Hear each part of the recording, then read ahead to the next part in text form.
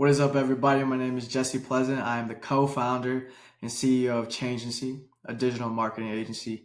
And today we're going to do a campaign breakdown of Peloton's Find Your Push, Find Your Power campaign. So let's talk about what we're going to get into today. First, we're going to go over important notes on Peloton, and I'm going to explain to you why I feel like these are important notes.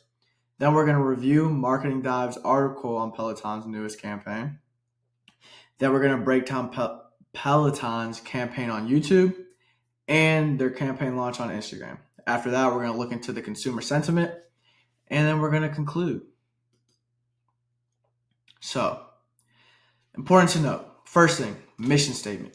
Peloton's mission statement is empower people to be the best versions of themselves anywhere, anytime. Empower the best version of themselves anytime. Empower. When I think of that word, I think of inspiration. I think of motivation. I think of the extra push, the best version of themselves. Think about one of the biggest trends in media right now. The self-help, self-wellness, self-care, physical fitness, prioritizing an overall well-encompassed, healthy, balanced lifestyle. And a lot of people believe that starts, or a part of that, is being a healthy individual physically. And then anytime. Convenience. So what is their mission statement? We want to inspire people to reach the best version of themselves and make it convenient to reach that destination. We want to make it as easy as possible for you to reach that destination.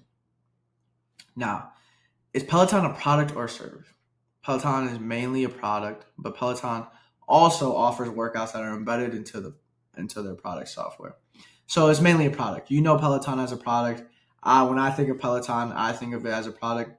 But I guess it is a service as well. They have services embedded within their product software. So that gives it a boost, in my opinion. It's not just a product. It's not just a software. It increases the LTV. It increases the interest, the intrigue. Okay, yes, this might be expensive, but I'm getting workouts and workout equipment with it. I'm getting a personal trainer along with a piece of machinery, high quality machinery. Now, is it B2B or B2C? Now, before we get into this, I'm going to explain why it's important to know whether it's B2B or B2C. When you are marketing B2B, which is business to business, it is more important to focus on the logistics of things, right? Your argument needs to be more logical. It needs to be more number based.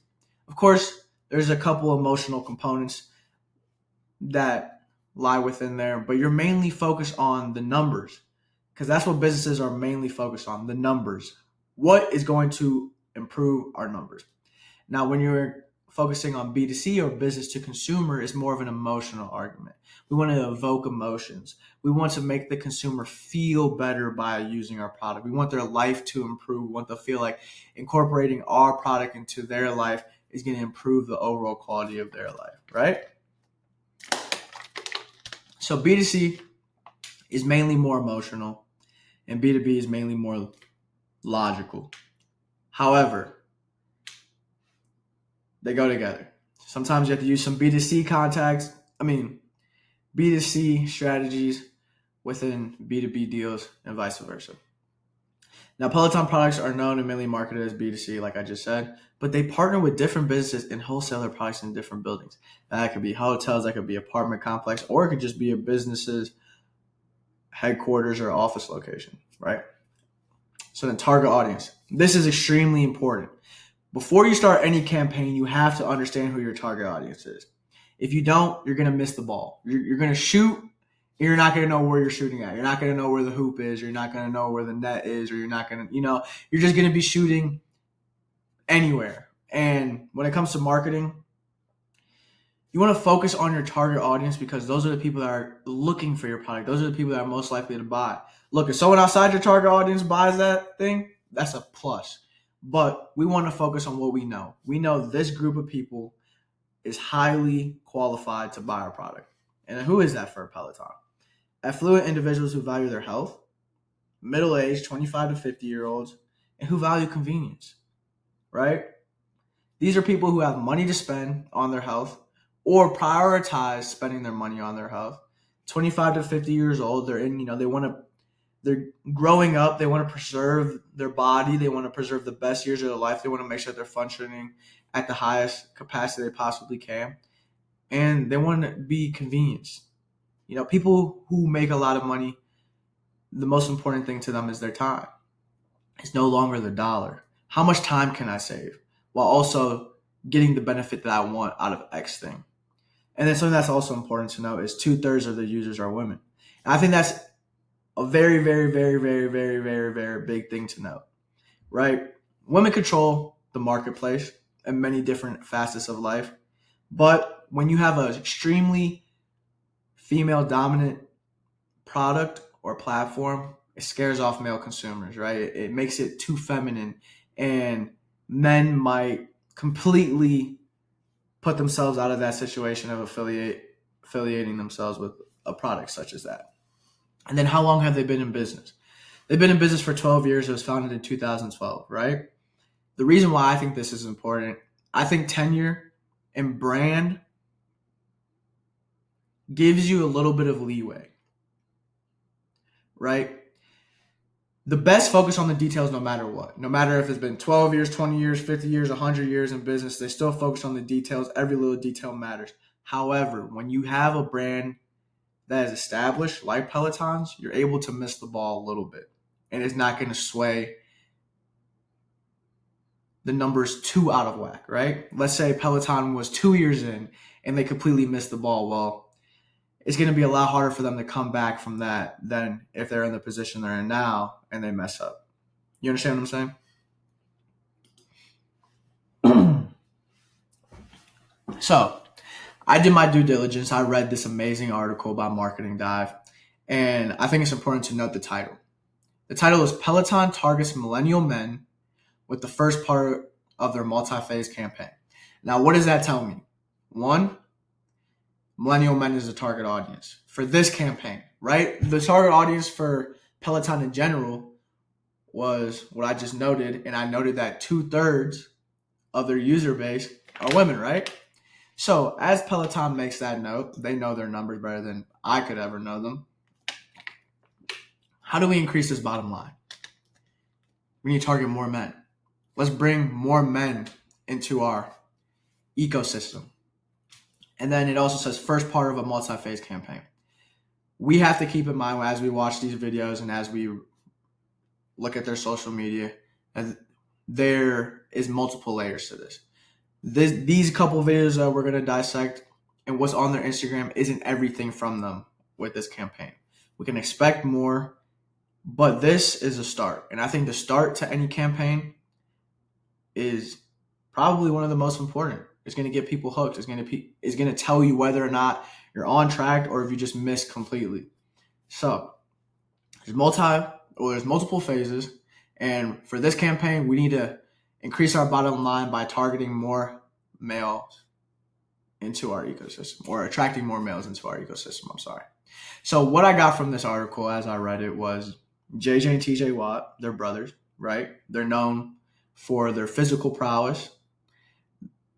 What better to display a sibling rivalry than JJ and TJ Watt, right? Both known for their capabilities on the football field and also known in their community as well. They're known for giving back to their community. They're known as friendly faces or giving individuals, which is important because people like to buy from people they trust. They trust these people as being genuine good people, right? They have a great brand image. So that is going to make consumers more likely to trust them. And they're very well known by their target audience for this campaign, which is millennial men, right? A lot of millennial men know who JJ or TJ Watt is because they have dominated the NFL for decades. And then Watts, I think, is funny, and it was definitely intentional that their last name is actually how you measure exertion of power. A watt is a unit of measure for power, and I think that couldn't have been better. Like I said, both brothers are known for their physical capabilities. Both won Defensive Player of the Year in one of the most physical sports ever, right? They're tough. They're tough guys, but they're also known for their community impact. Tough guys friendly faces, friendly individuals off the field. But when it's time to compete, when it's time to lock in, it's hard to outwork them WAP boys, right? Now, this is another thing to note, right? This is new CMO Lauren Weinberg's first major effort since inheriting the CMO title in January of 2024. The year's not even over yet, and she has a lot of pressure. This is her first effort. And what does she do? Let's pay attention to what she does. Let's see if she does a great job, or let's see if they need to keep hunting, right? And now this is something that I wanted to make note of and something that I think is important. It's interesting. You talk to a lot of small business owners and they say, oh, I don't want to work with an agency. There's a lot of bad stigmas around agencies, right? But new CMO of an enormous company like Peloton decided to partner with an agency for this campaign. Decided to partner with the agency to pull this campaign off. And shout out to Special London. I did not know about them before this, but I just want to tip my hat off to you. This is an amazing opportunity, and by the press, it looks like you guys killed it. So I'm interested. I'm excited to do a deep dive into this, and I'm excited to see what you guys did. And the main focus, like I said, build their male community and add more diversity to the user base. Like I said, marketing is about improving the bottom line. It's about improving the numbers. Yes, glitz and glam and all the videos are nice, but if they don't convert, then all that money and all that production went to waste. So I am very interested to see how the newest CMO did with her partnership with Special London on the main goal. Did they achieve their goal? Did they target millennial men in the proper way? Let's see.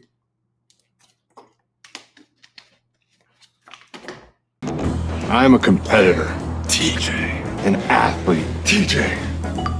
One of these days. TJ. I've never come in eighth at anything. TJ. TJ. But I came in eighth. TJ. Out of 55,000. TJ. In a Peloton class. TJ. TJ.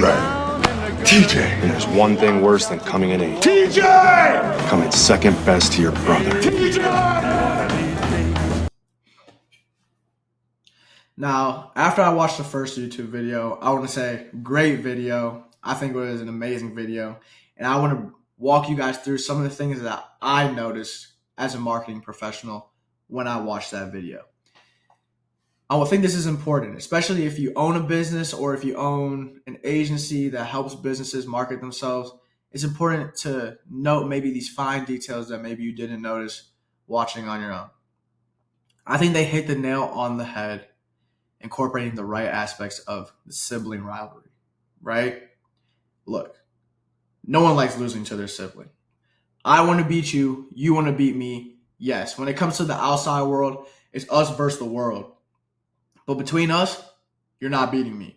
I don't care. If you have a sibling, you can relate to this, especially if you have a sibling close to your age and the same gender as you. I know I hate losing to my brother, right?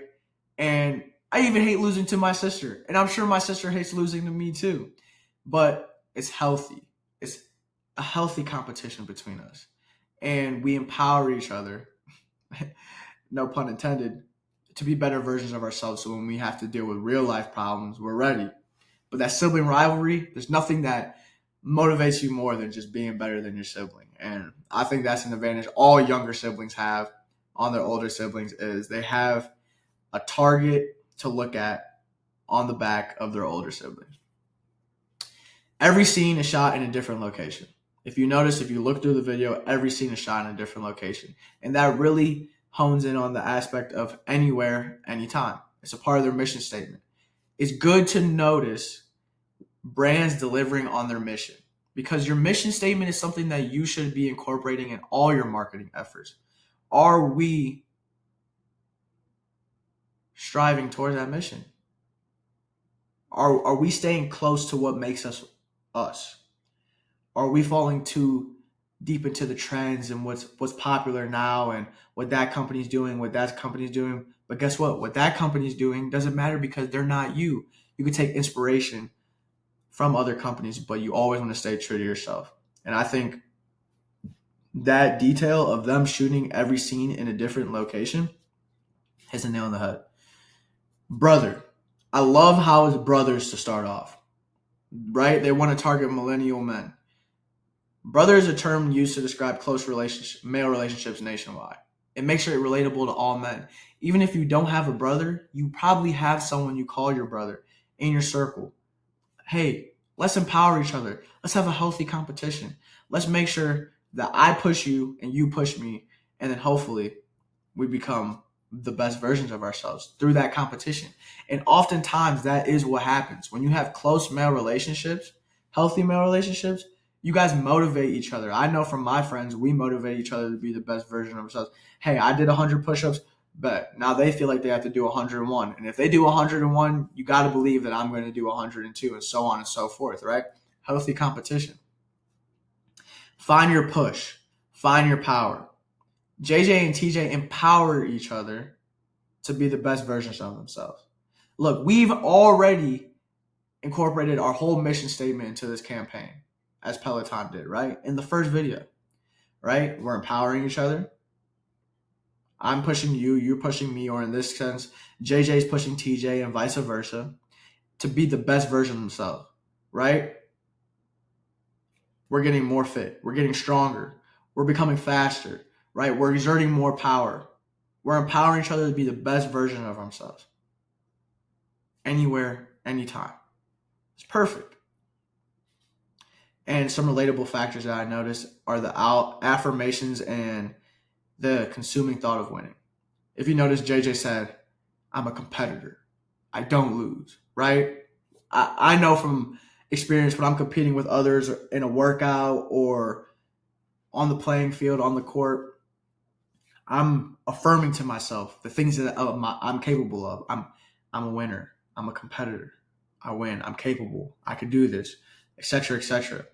Come on, let's go. It's that motivational self-talk that you use to get yourself over that hump, right? And the consuming thought of winning. All great competitors can't think of anything but winning, right? If they lose, I need to make sure I get that win. There's nothing on my mind besides that win. The consuming thought of winning and those self-affirmations are something that are extremely relatable, finite details, but they go a long way. Everything is clean and reflects affluence, right? It makes you envision that becoming the best version of yourself will lead you to a similar place. I'm going to repeat that. It makes you envision becoming the best version of yourself will lead you to a similar place. When you think of the best version of yourself, do you think of yourself in a shack? Do you think of yourself dirty? No, you think of yourself clean. The setting that they're in that JJ's in the video, he's clean. It's a big house. It's a clean house. Every setting he's in seems like a place where you would want to put yourself in. And that's important. Remember what I talked about B2C? These are the emotional aspects, the cleanliness, the affirmations, right? The brotherly connection, the healthy sibling rivalry. These are all things that are pulling emotions out of you, right? They're making you feel a certain way about a topic that makes you, one, relate to it, two, yearn for it. And that's extremely important. That's extremely important. TJ. One of these days. JJ. Lateral raises. Brutal. TJ. It's time to play offense. Turn it up. Whoa, let's cool it, you two. Mom. In the second video, a lot of the similar things, a lot of the same things as the first video, but both brothers are in this video now, right? They up the watts, literally. There's two of them now. They up the intensity. This one seems more intense, right? JJ and TJ. I get to know what he's feeling. He's feeling the same way I'm feeling, but they don't know they're feeling the same way. They probably have an idea that they do, but they don't know. It adds this ambiguity, which adds some intensity. And then what I noticed in this one, it might have happened in the first one as well, but it was a mix of verbal and mental dialogue. Some of these things that we're saying out loud, we say in our heads as well. And some of these thoughts that we're not expressing out loud are consuming us and eating us, because until we get that win, this is the only thing that's going to be on our mind, right? And they made it family friendly and more lighthearted by incorporating mom at the end, right? It cuts the tension by an appropriate amount. We have to remember this is a healthy competition that we're involved in, right? And remember what we said, empowering each other to be the best version of ourselves, right? Look, JJ, look, TJ, when we motivate each other, we're able to come together and accomplish a common goal, which in this case is beating mom. And it makes it more community driven. It's not just about the competition or it's not too intense. It's about community. We want to bring as many people involved. We're bringing more people involved. As we grow, more people are becoming involved in this community that we're striving towards. And lastly, it reverses the ratio. Now there's 2 men and 1 woman. If we go back to their target audience initially, what did I say? 2/3 of their user base are women. It flips the ratio, and that's important. Remember that. That's extremely important. Social media rollout. I think they did a great job making the watch personable. A good mix of high and low production videos. Yes, you get your cinematics off, but you also just get to show people as they are. It makes us as consumers be able to relate and put ourselves in the shoes of someone who has achieved some of the best physical accolades that there are, right? So another thing that they do is they make it less intimidating to males by highlighting their male coaches and their journeys. That's important.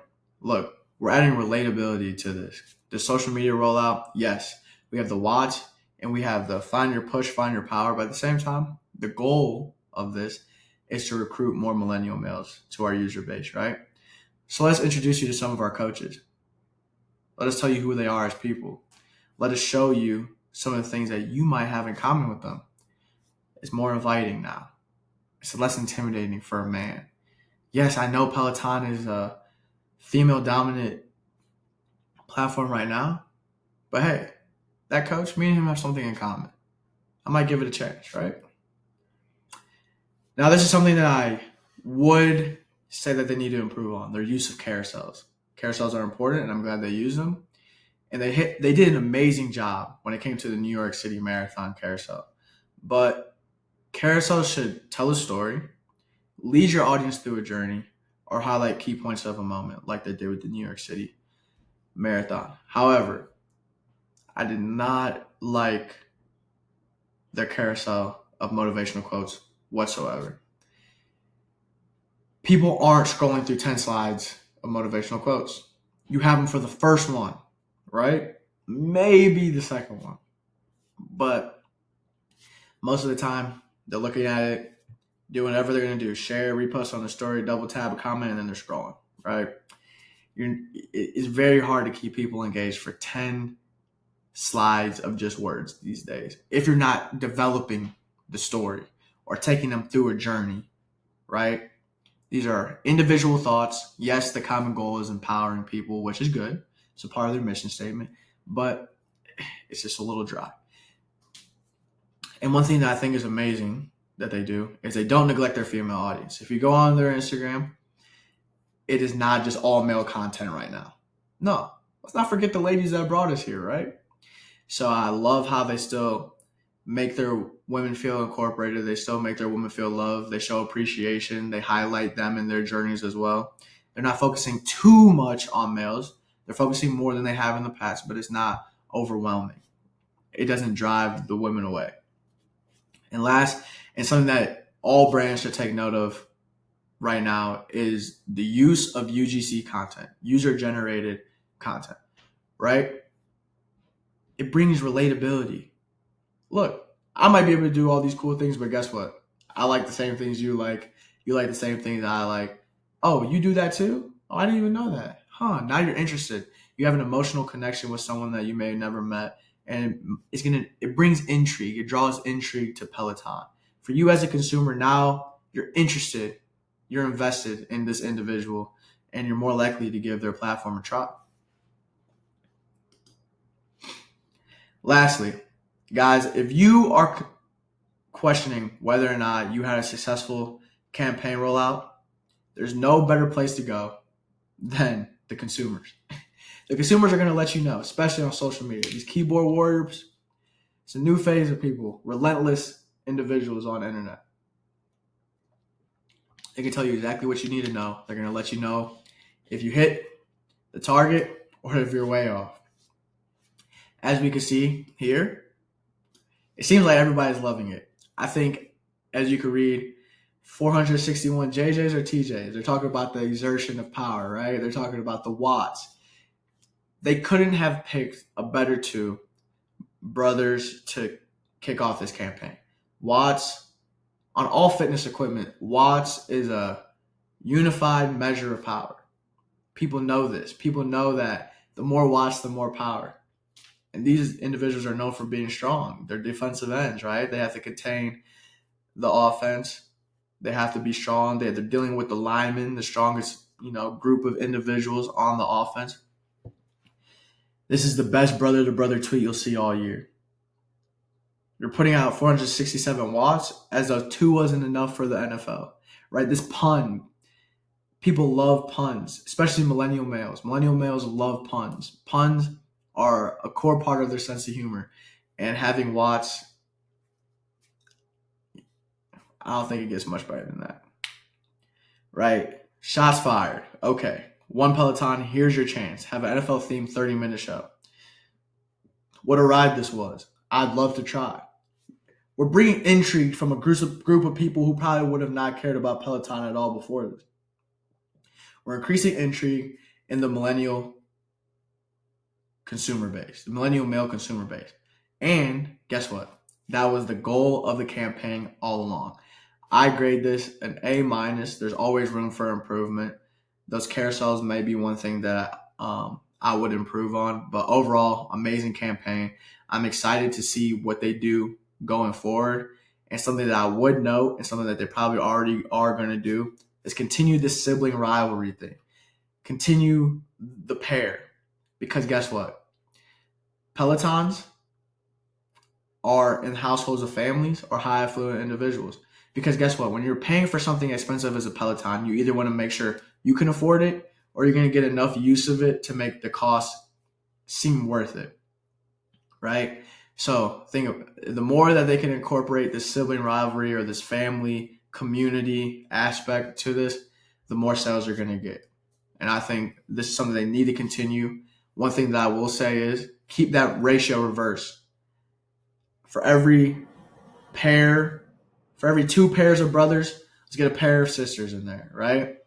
And I think if they continue with that, they'll do a great job and they'll hit the nail on the head for what they're trying to do. Comment below some of the takeaways you got from this breakdown. I try to do as concise of a breakdown as I could. Obviously, if this was my client, or if I was onboarding this client, or if I was trying to help this individual gain more insight and more direction on how to steer their marketing efforts, I would have done a deeper dive. But hopefully this gives you guys some insight, some takeaways that you guys could write down, incorporate your own business to help your marketing efforts. And of course, guys, visit our website, book a demo call with us if you want to know anything more about social media or how Changency can help your social media and help you reach those new levels of success, help you increase that bottom line. And as always, guys, God bless. Have a great day. Create your fate.